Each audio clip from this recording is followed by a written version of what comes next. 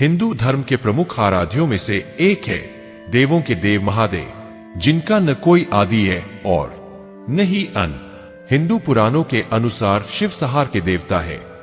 इस ब्रह्मांड की सृष्टि के मूल कर्ता देवों के देव महादेव है। लेकिन महादेव की उत्पत्ति कैसे हुई, यह सवाल कई लोगों के मन में है। नमस्कार, आप सभी का स्वागत है सनातन धर्म यूट्यूब चैनल के एक और नए वीडियो में।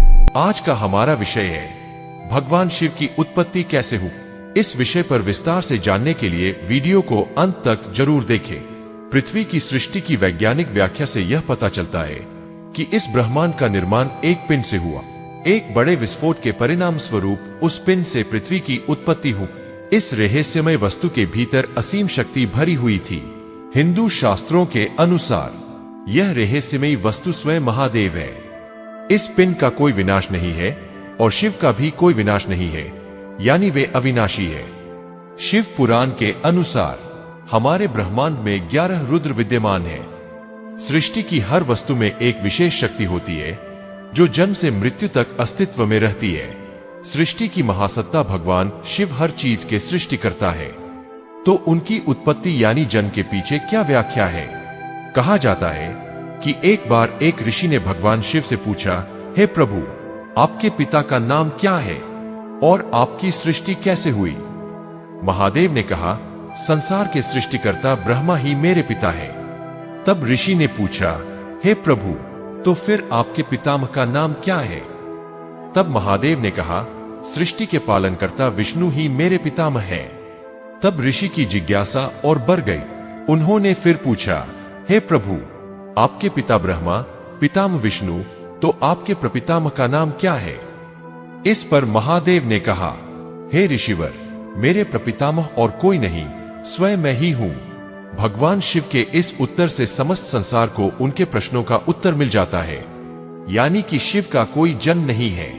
उनकी सृष्टि एक चक्र के समान है जो त्रिदेवों के माध्यम से निरंतर गतिशील है।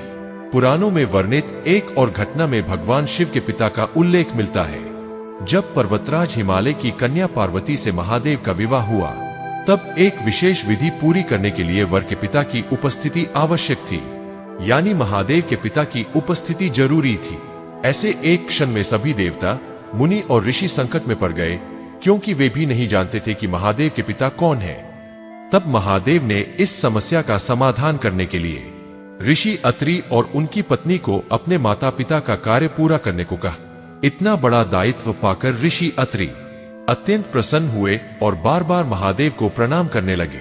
शिव पुराण में एक और घटना का उल्लेख है, जब भगवान ब्रह्मा और भगवान विष्णु के बीच संघर्ष हो रहा था, जिसका कारण यह था कि दोनों में से कौन श्रेष्ठ है, यह तय करना। उस समय वहां एक विशाल पत्थर के खंड का प्रकट होना हुआ, जिसका कोई आदि या अंत नहीं था। यह पत्थर और कोई नहीं, स्वयं महादेव थे। माना जाता है कि यही घटना महादेव शिव के प्रथम प्रकट होने की कथा थी। हालांकि आज भी अनगिनत हिंदू यही सोचते रहते हैं कि उनके आराध्य महादेव की उत्पत्ति कैसे हुई। तो दोस्तों, यह थी देवों के देव महादेव यानी शिव की जन्म कथा। वीडियो कैसी लगी, यह जरूर कमेंट में बताएं।